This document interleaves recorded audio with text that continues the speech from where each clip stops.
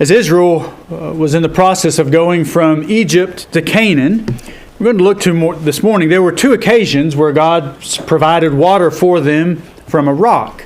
And maybe you remember that associated with those occasions of God providing for them, that was preceded by their complaints and grumblings against God's leader, Moses, and directly against God himself. We'll read that.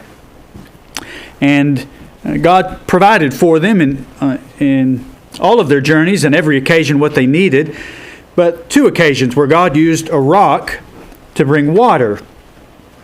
Each of these occasions was an opportunity in their suffering, in their need.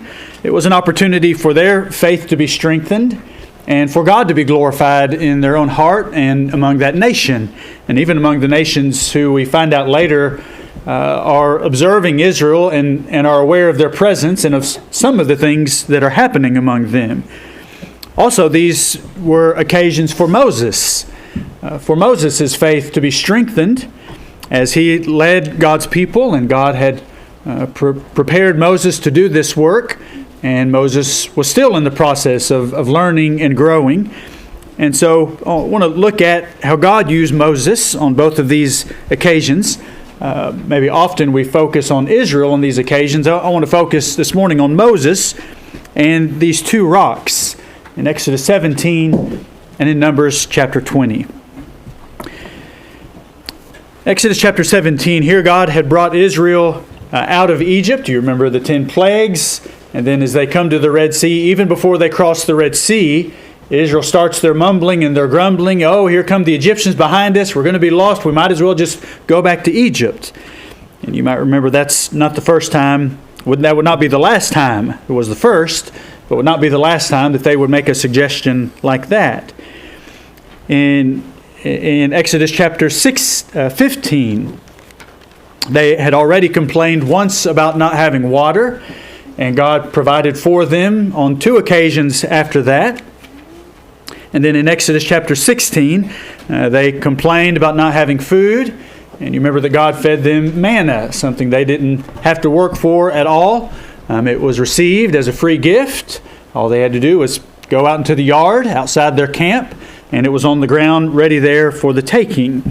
And so God had been providing for them in a variety of ways up to where we're reading here in Exodus chapter 17. So read with me verses 2 through 7, or verses 1 through 7. Then all the congregation of the children of Israel set out on their journey from the wilderness of Sin according to the commandment of the Lord, and camped in Rephidim, but there was no water for the people to drink. Therefore the people contended with Moses and said, "Give us water that we may drink." So Moses said to them, "Why do you contend with me? Why do you tempt the Lord?" And the people thirsted there for water, and the people complained against Moses and said, "Why is it you've brought us up out of Egypt to kill us and our children and our livestock with thirst?" So Moses cried out to the Lord, saying, "What shall I do with this people? They are almost ready to stone me." And the Lord said to Moses, "Go on before the people, take with you some of the elders of Israel. Also take in your hand your rod with which you struck the river, and go. Behold, I will stand before you there on the rock in Horeb, and you shall strike the rock, and water will come out of it that the people may drink." And Moses did so in the sight of the elders of Israel. So he called the name of the place Massah and Meribah because of the contention of the children of Israel, and because they tempted the Lord, saying, "Is the Lord among us or not?" So this isn't the first time they were thirsty. It wasn't the first time that that they complained against God. It wasn't the first time that Moses had heard this before. And this wasn't the first time that God had provided for them. But despite all that had already happened, Israel complained about what they didn't have. And we learned even a more specific complaint in verse 7 that isn't told earlier in that part of their complaint was, well, if God doesn't give us what we say we want and when we need it, and when we want it right now, then maybe that just means God isn't with us. Now, again, keep recent events in mind. Do they have any reason to think God is not among them? They're being led by the pillar of cloud by day and the fire by night. everything God had done. This is just stubborn, ignorant complaining. And so they tested God in that. It would be parents like your child saying, well, if you don't give me what I want, are you really my parent? And maybe you've heard, do you really love me? Maybe you're not even my parent because you won't give me what I want right here and right now. That's the essence of what they were doing. And they either were considering stoning Moses, or Moses could see where their thoughts were headed. And so instead of complaining about how bad things were for him, and if you can somehow put yourself in his shoes and his sandals, then maybe you can begin to understand the kind of weight that would be in his mind. But instead of complaining to God for what he needed water too, and he needed other kinds of help. He doesn't complain, he asks God for help. Imagine the difference between complaining and asking God for help. And God answered Moses, and God provided water for all of them on this occasion. And notice on this occasion, God doesn't punish them. We are familiar, maybe you remember other occasions where they complained and God punished them. But this is at least the second time that they've complained about what they didn't have instead of asking for help. And on this occasion, God didn't punish them. He provided what they asked for. He provided what He knew they needed. And so the journey continues throughout Exodus and into the book of Numbers. So now turn with me to Numbers chapter 20. Numbers chapter 20. In between Exodus 17 and Numbers chapter 20, Israel has not learned as a whole. I'm sure there were exceptions. We have Joshua, we have Caleb and others, and so we know about their faith. Moses and Aaron were not the only ones who were faithful, but the majority didn't learn many lessons. They complained repeatedly about food, about water, about what was happening. God had provided for them repeatedly. God had punished them eventually, repeatedly. By this time that we reach Numbers chapter 20, Israel had already been to the border of Canaan and having the opportunity to go in. And if you remember the events of the 12 spies that went in and came back, and the 10 gave a bad report, Joshua and Caleb said, we can go in and take the land, but that message was rejected. So that has happened. They didn't go in even when they had the opportunity. And so God decided that they were going to wander in the wilderness for 40 years until all who were of a particular age of that generation, till all of them died. And then God would bring the younger generation into the land. So here in Numbers chapter 20, they're in the process of the parents and the grandparents dying, sometimes by age and maybe natural causes, sometimes in some of the punishments where on occasions thousands of Israelites died because of their rebellion. So Numbers chapter 20, that's what's happened in the meantime. And read with me verses 1 through 13. Numbers chapter 20, 1 through 13. Then the children of Israel, the whole congregation, came into the wilderness of Zin in the first month, and the people stayed in Kadesh, and Miriam died there and was buried there. Now, there was no water for the congregation. So, have we read this before? So they gathered before Moses and Aaron, and the people contended with Moses and spoke, saying, if only we had died when our brethren died before the Lord. Why have you brought up the assembly of the Lord into this wilderness, that we and our animals should die here? And why have you made us come up out of Egypt to bring us to this evil place? It is not a place of grain or figs or vines or pomegranates, nor is there any water to drink. So Moses and Aaron went from the presence of the assembly to the door of the tabernacle of meeting, and they fell on their faces, and the glory of the Lord appeared to them. Then the Lord spoke to Moses, saying, take the rod, you and your brother Aaron, gather the congregation together, speak to the rock before their eyes, and it will yield its water. Thus you shall bring water for them out of the rock, and give drink to the congregation and their animals. So Moses took the rod before the Lord as he commanded. And Moses and Aaron gathered the people gathered the assembly together before the rock, and he said to them, "Hear now, you rebels, must we bring water for you out of this rock?"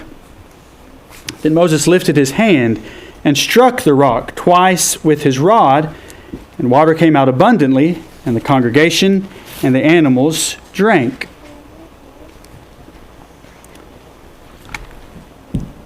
Then the Lord spoke to Moses and Aaron, "Because you did not believe me to hallow me in the eyes of the children of Israel, therefore you shall not bring this assembly into the land which I have given them." This was the water of Meribah before the children of Israel contended with the Lord, and he was hallowed among them. So, one event to keep in mind in these events, first of all, in verse 1, this is the place where Moses' older sister Miriam died. Keep that maybe in the back of your mind as we review these events briefly. So again, Israel complains against Moses and against God. Instead of asking for help, it's just a complaint. Moses, again, gets the brunt of that. So already the strain of his sister dying, and now the same old problems continue that he has seen before. And so God again sends Moses in front of the people with his rod, and yet God says, "Speak to the rock." A little bit different than what he was instructed before. Moses, in anger, rebukes the people. He says nothing to the people about God. He just says, "Shall we bring water to you out of this rock?"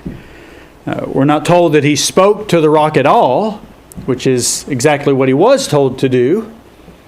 He struck the rock, and then God provides for Israel. God gives them water. He doesn't punish them this time for their complaint, but this time Moses is punished. Moses didn't do the complaining. Why was Moses punished? Well, the way that God says it is, "You did not hallow me in the eyes of the people." Moses said nothing about God's part in this. He talked about his and Aaron's part. He did not speak to the rock, which he was told to do, and he struck the rock, which he was not told to do. And so this is, we often read this and think, oh, how hard for Moses after all that he's already been through.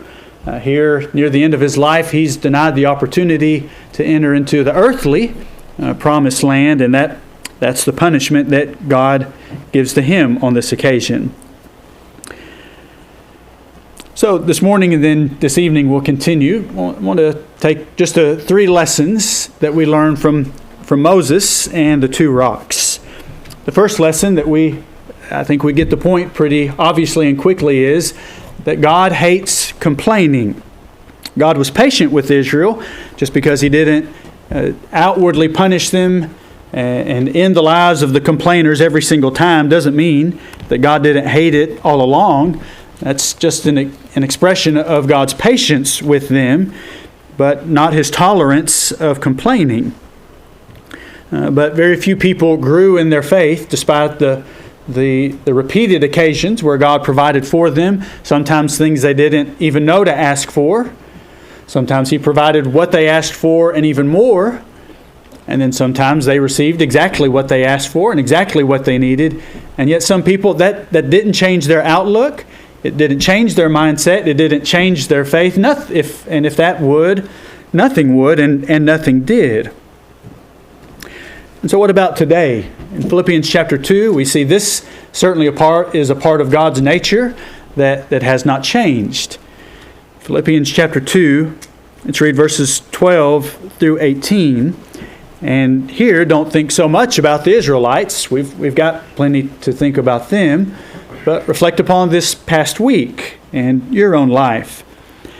Therefore, my beloved, as you have always obeyed, not as in my presence only, but now much more in my absence, work out your own salvation with fear and trembling, for it is God who works in you, both to will and to do for his good pleasure. Do all things without complaining and disputing, that you may become blameless and harmless, children of God, without fault in the midst of a crooked and perverse generation, among whom you shine as lights in the world, holding fast the word of life, so that I may rejoice in the day of Christ, that I have not run in vain or labored in vain. Yes, and if I am being poured out as a drink offering on the sacrifice and service of your faith, I am glad and rejoice with you all.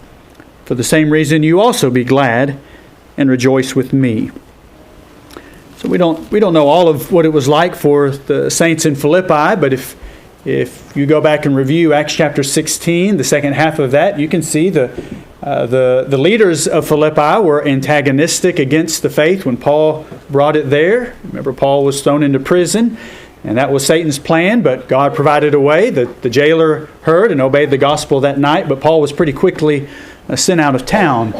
And so Paul left. And so what about the people who stayed, who served God? And what was the attitude of the magistrates and other leaders there?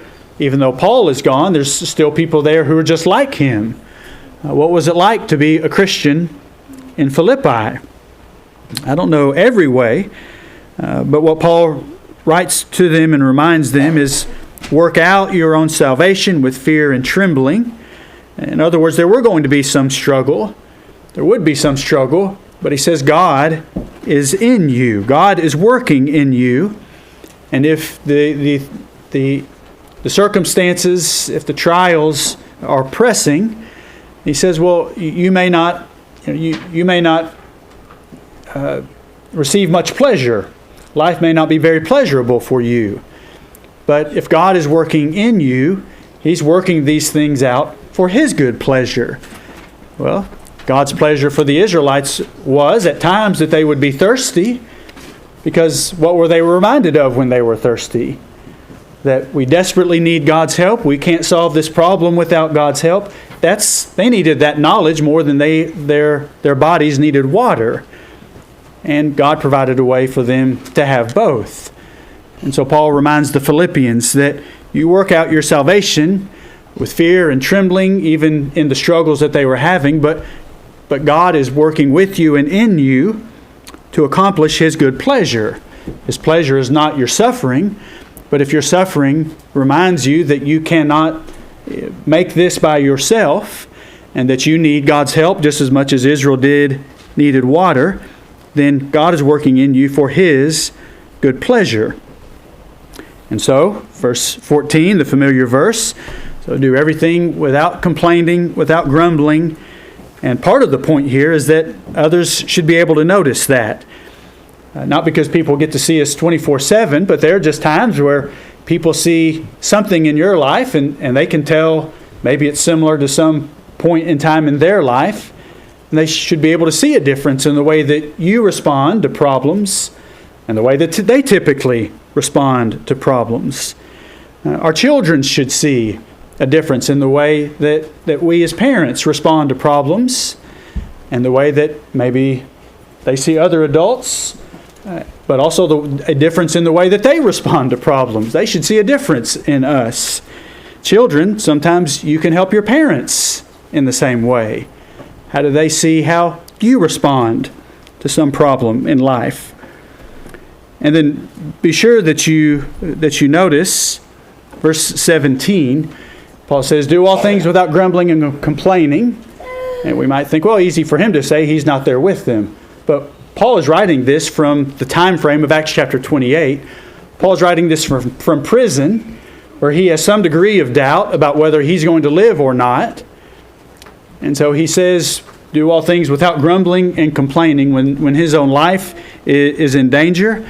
And he says, I can accept even my life being ended by, he doesn't say it this way, but it's by the wicked idolaters of the Roman Empire. And his attitude is, I can accept that without grumbling and complaining. And if my life is even taken, in verse 18, he says, I don't want you grumbling and complaining about that. Don't grumble and complain about those perverted, unjust, unfair, unrighteous Romans. That may be who they are. But in verse 18, you just rejoice with me if my life ends. And on the last day, on the final day, we'll rejoice together, and those things will not matter. Now, is Paul saying, look, just pretend. Just pretend you don't have any problems. Just don't complain about things. Just pretend there are no problems. That's not his point at all. He brings up, in fact, in verse 17, his own problems. He knows they have problems. And of course, the point is God knows you have problems. Verses 12 and 13, God is working in you during those problems to provide His good pleasure. And His good pleasure is in your best interest and in the interest of others around you, family and souls who are lost. So even some of the songs we sing and be happy. That doesn't mean, well, just sing and then all your problems will just go away automatically. That's not the point. But in fact, go over to chapter 4, because we remain in the same book, so the same kind of context. It doesn't mean that you cannot share your problems. Telling us not to grumble and complain doesn't mean don't tell everybody you have a problem. Just paint a pretend smile on your face. Pretend you have no problems because God's just going to take care of it all. That isn't what Paul is saying at all. But just continue that thought with verses 6 through 9. Philippians 4, verses 6 through 9. Be anxious for nothing, but in everything, prayer and supplication with thanksgiving. Let your requests be made known to God. And the peace of God, which surpasses all understanding, will guard your hearts and minds through Christ Jesus. And if your heart and mind is guarded, your tongue will be guarded as well. Verse 8, finally, brethren, whatever things are true, whatever things are noble, whatever things are just, whatever things are pure, if there is any, whatever things are lovely, whatever things are of good report, if there is any virtue, and if there is anything praiseworthy, meditate on these things, the things which you learned and received and heard and saw in me, these do, and the God of peace will be with you. He doesn't repeat the complaining and grumbling instruction here, but do you kind of see it in the background? Can you compare it here? Verse 6, be anxious in nothing. That anxious would go along with grumbling and complaining. Doesn't mean ignore your problems, pretend you don't have any problems, and just hop, skip, and jump down the yellow brick road. He's not painting that kind of a picture. Yes, there are anxieties, there are strains, but don't grumble and complain, but do what? He says, make your request. So, again, he's not saying pretend you don't have a request. No, make your request. Make a request, in contrast to Israel. Instead of grumbling and complaining about it, make a request about it. Ask something. And then also be sure we notice, make a request, prayer and supplication with a side of what? With thanksgiving. So I've got a request, I've got a problem, then ask about that. But be sure you throw a sentence or two in, so to speak. Be sure that you also call to mind alongside your problems, not ignoring the problems, but alongside the problems, is there anything, anywhere, anytime you can find some reason to thank God for? Well, be sure you thank God along the time that you're asking God. And just imagine how different that would have been in Israel when they were, however thirsty they were, how different that would have played out if they had not complained, if they had asked, and with their request, there had been some expression of thanks. We don't have water now, God, but you gave us water the last time, so thank you for that, and we'll wait for whatever you provide. How different the book of Exodus and Numbers and the history of the Israelites would have been. So he says, give thanks. And then there's this phrase that maybe you heard first, and if you learned some of these songs in the days of your youth, I have the peace that passes understanding down in my heart. Did you sing that song, or are you teaching that song to your children? I grew up playing sports, so when I heard the word passes, I thought of football. And I never understood, when I was young, I never understood the peace that passes. I don't sing the song and then go on about the day. Now I think I understand. Not passes, but passes like in the passing lane, something that surpasses, something that exceeds. The peace of God will exceed understanding. You won't have every answer of how and when and why and where the problem is going to be solved, but you'll have confidence that somehow God will provide it, and that peace, that confidence, is actually better than having the answer to how and when and where and why the problem is going to be solved. And that's counterintuitive because, well, I'd rather just know how the problems are going to be solved. And if I know how it will be solved, then I can wait because I know what's going to happen. But the problem is, if I get one answer, well, then I have another question to wonder about. And then my mind is spinning and racing until I get that answer. So answers don't solve the problem. The better answer is, well, I know who will help me. I know the promises of God. I know the history of God. On Sunday morning in the classes you've been studying, I know the nature of God. So I can take a deep breath, and I know who to ask, and I know what to ask for, and I know who to thank, and then I can be content to wait because without the answer, because I know someone who does have an answer, and I don't understand, but I know that God does understand. And so I can ask and thank, and then I can wait. And that actually is the peace that he's describing. And that will guard your heart. And that will guard your mind. And that far exceeds figuring out every detail of how the problems are going to be unraveled. And then direct your attention to verses 8 and 9. You could read verse 8 anytime. You could have it on your mirror to focus your mind on things that are true and lovely and of good report. In any time, place that you do that, that's helpful.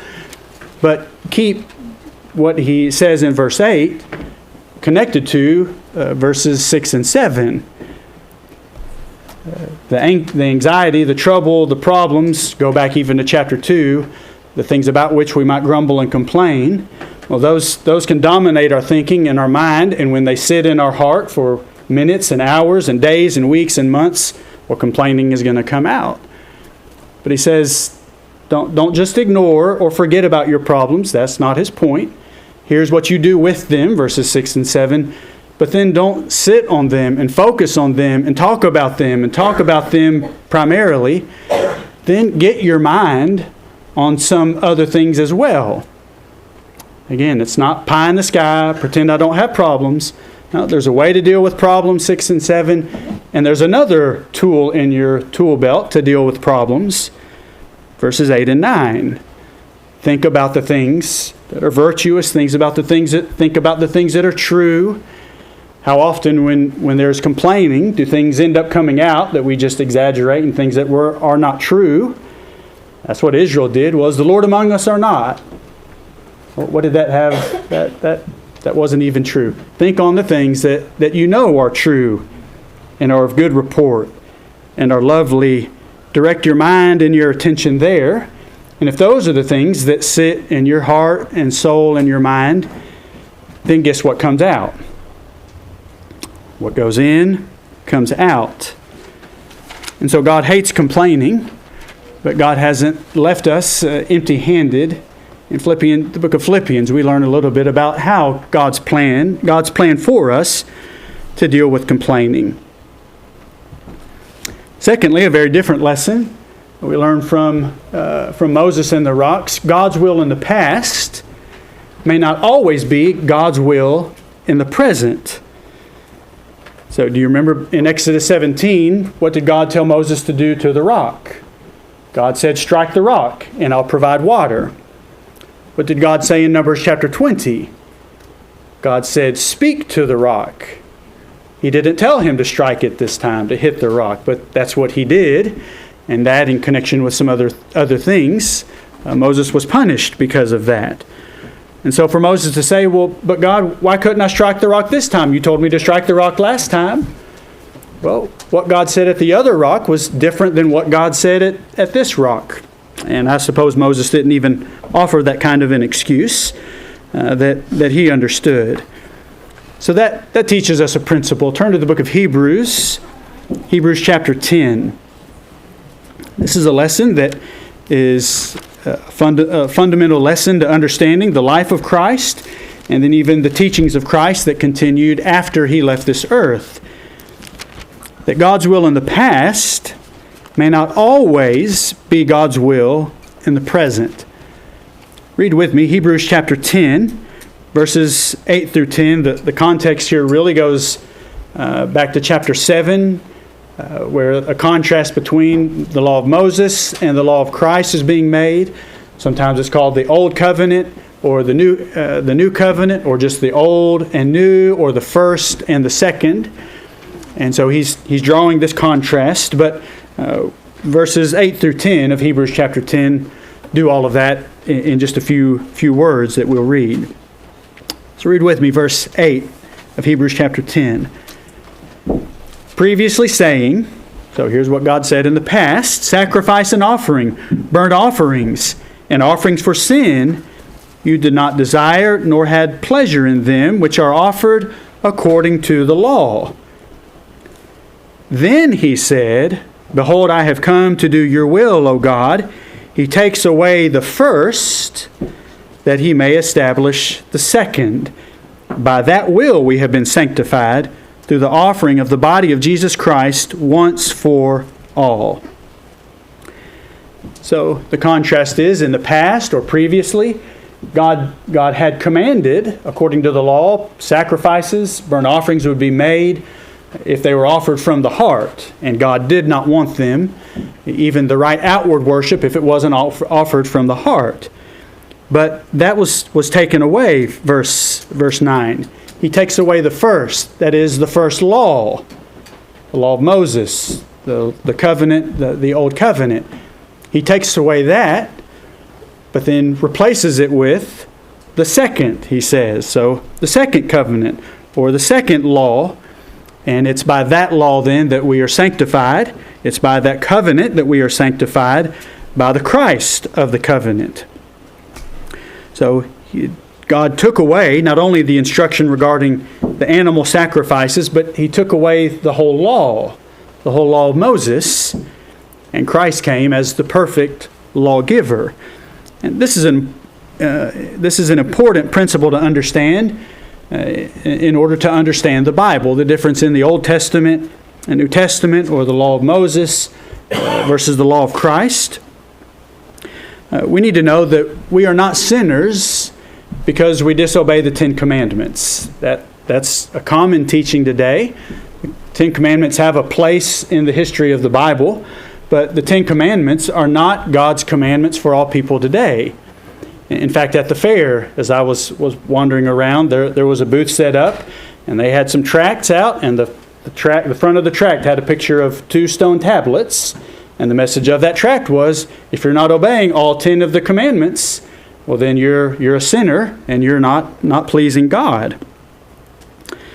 Well, why aren't we under the 10 Commandments? Well, first of all, because they were given to the nation of Israel. They were not given to all nations even at that time. Exodus chapter 20 is the record of God calling Moses up to the mountain and giving those instructions there. But if you go back to Exodus chapter 19, we see that God said, these are the words that I want you to speak to the nation of Israel. Teach the people of Israel these things. So God didn't give the 10 Commandments at that time for all the world and for every creature. But in Mark chapter 16 and verse 15, when Jesus sent the apostles out, he didn't say, go to the nation of Israel, but go into all the world and preach what? Preach the gospel to every creature. The gospel is for all nations. The 10 Commandments were not originally for all nations, and even today the 10 Commandments are not even God's expectation for the Jews. Today, the gospel is God's expectation, and Jesus is the leader of Jew and Gentile and all nations. Now, some people are a little bit shocked to hear we don't have to follow the 10 Commandments, so you're saying we can commit adultery, and we can murder, and we can steal, we can do all that? Well, no. If you if you read a little bit into the life of Christ and then the teachings of the apostles after he returned to heaven, then it becomes easily clear, no, we will not steal. No, we won't commit adultery. No, we won't lie. We won't do those things. But we'll avoid those things, not because Moses said so, but because Jesus Christ said so. And so you read the rest of the New Testament and you'll see that difference. And so, well, God said something in the Old Testament. That alone, we learned that principle from Moses. That alone is not a statement that proves what God's plan and will is for us today. Again, you've been studying the nature of God on Sunday mornings. That's an excellent study. God's nature doesn't change. But we learn from Moses and the two rocks that sometimes God's will does change. Sometimes God's will changes even though His nature does not change. And so here's some examples of that. Some differences in the old on your left and the new on your right. In the Old Testament, we can read about the Ten Commandments. In the New Testament, we have the law of Christ. Galatians chapter 6, verse 2 is the way Paul describes it there. To bear one another's burdens and so fulfill the law of Christ. Not the law of Moses, the law of Christ. You can read in the Old Testament, it was God's will for the people of Israel to have a weekly Sabbath, that on the seventh day they would not work. The Sabbath day was not just a day to sleep in, though. The Old Testament also shows the Sabbath day was a day for worship, not of the whole nation in one place, but either in their families or in communities. The Jews would worship on the Sabbath day to remember, and it was a memorial of many of the blessings that God had given. In the New Testament, Christians were not keeping a weekly Sabbath, but there is the Lord's Day, which is the first day of the week. Now, God doesn't say anything about in the New Testament that you can't gather sticks, you can't do any yard work, can't do any kind of manual labor on the Lord's Day. So there may be some similarities between the Sabbath day and the Lord's Day, but there are also differences. This is the day where we remember Jesus arose from the dead. That's why it's the first day of the week. So we have to see the difference in the old and the new. Are there some similarities? There are some similarities. In the old, they would eat unleavened bread once a year as a memorial meal of the Passover. That was included in that. Well, we eat unleavened bread. We did just a few minutes ago, but not to remember the Passover, but to remember Jesus' death, to remember specifically His body. So, some similarities, yes, but their eating and our eating are very different kinds of meals, aren't they? Just as different as the old and the new.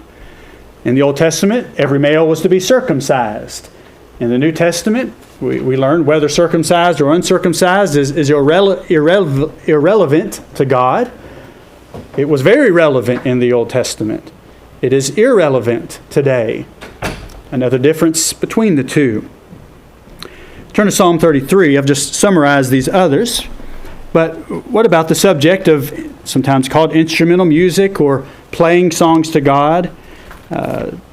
That's so common in our culture and in our time today that sometimes when people are visiting, and if you're visiting us this morning and surprised that we don't have that, let me give a brief explanation. And then to remind that of us, maybe at the fair you would even get a question like that. Why aren't we playing songs to God? Because clearly that was God's will in the past. Psalm 33, verses 2 and 3 says, "Praise the Lord with the harp. Make melody to Him with an instrument of 10 strings. Sing to Him a new song. Play skillfully with a shout of joy." So clearly, in the Old Testament, it was God's will, it was God's plan for Israel that they praise Him musically and that they play praise as they also sang praise to God. That was clearly His will in the Old Testament. I can prove that to you by reading it, can't I? You can prove that to yourself the same way. But what about in the New Testament? Do we find that same instruction? Sometimes there are the same instructions. Do not kill, Moses said. Well, we can learn the same thing from the law of Christ.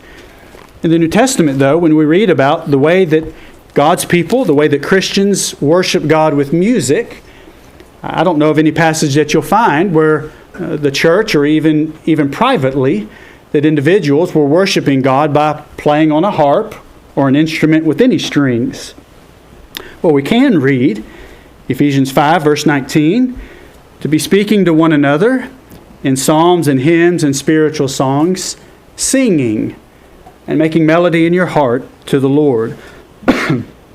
Notice, speaking to one another, but the kind of speaking that he's talking about is singing to one another. So I can read about singing, but in the New Testament, just like there are some similarities, but also some differences, well then here's the similarity is I can read singing in the Old, I can read singing in the New. I can read playing songs in the Old, but I can't read anywhere of playing songs to God in the New Testament. That's just a difference between the two. And sometimes the thinking of people is, well, but it was okay then. What was okay then? Just like it was okay then for Moses to strike the rock. But at a later time, God didn't say anything about striking the rock. God said, speak to the rock. So God does not change, but sometimes his instructions change. And then one more example. God gave instructions in the Old Testament that the Israelites would offer tithes and then other offerings. And so that's common throughout the Old Testament. I won't turn and read it because Nolan did just a few minutes ago from 1 Corinthians chapter 16. Should we be teaching? Should you feel obligated to give a tithe if you're a Christian and a member here? Well, the New Testament doesn't say anything about Christians tithing. That's commonly taught and sometimes just assumed. But did you catch the amount that Paul said in 1 Corinthians 16? On the first day of the week, let each one of you lay a tithe aside, is what he does not say. He said lay something aside. And another passage, 2 Corinthians 9, just says let each one give as he purposes in his heart. So that's another teaching where there is some similarity. They were giving in the Old Testament. We give for the Lord's work, serving him today. But there's another difference. So if you hear tithes and offerings by some teacher, let a red flag go up. They somehow are ignoring or neglecting the teachings of Christ, and they're reverting back to the Old Testament. And these are just a few examples. If you look at what the Old Testament and the New Testament teach about marriage, there are some differences. About divorce, there are some differences. About a diet, there are some differences. About how to deal with disobedient people, there are some differences. About how to deal with rebellious children, there are some differences if you've read about that. There are some differences, of course, about God's plan for forgiveness in the Old Testament versus the New Testament. So, yes, we can still read and even sing Psalm 23, the Lord is still our shepherd, and he still leads his people to the green pastures. He still leads them through the valley of the shadow of death. God has not changed. But today he's leading his people with a new covenant, not by the old, but by a new shepherd that is recognized and known. Jesus hasn't changed, but Jesus came as the good shepherd. And tonight, I want to look at that last part where God rebuked Moses and saying, you did not believe me to hallow me. What does that mean? Did Moses become an atheist at the rock? He didn't believe God anymore? We'll talk about why he was rebuked in that way, and just as we did this morning, make some applications for us. At the rock in Horeb, Moses and Israel saw the results of faith. At the rock in Numbers chapter 20, in Kadesh, Moses and Israel saw the results of not believing God. They were given water both times, but their faith was challenged at each place. Open your songbooks to number 331. How is your faith challenged? If something that I've said you disagree with or don't understand, if you have some question, please ask any question. If those are new things to you and that tests your faith in some way, I urge you to read, study those things. If I can help you in any way, I'm glad to. If your faith is challenged this morning, that you believe that there is God and you believe that Jesus is his Son, if it challenges you, though, that he said, "He that believes and is baptized shall be saved," then I hope you'll study about that and consider that. Ask any question if we can help. But if you don't have any doubts this morning, if you're here and know that you're separated from God because of your sin, and that you could be saved because of his righteousness, because of his death and his resurrection, then we urge you by this song to repent of your sins, and if we can help you in confessing your faith and being baptized, we offer what we have. If as a Christian we can pray for you, encourage you, if you have turned back to Satan and you're ready this morning to turn back to your Savior, we are not your mediator, but we are your brother, sister, and if our prayers will encourage you and help you in any way, we offer what we have. Let's sing this song from our heart and our soul. Let's encourage each other by this. And if we can help you in any way, come forward and tell us how. As together we sing to one another as to our God.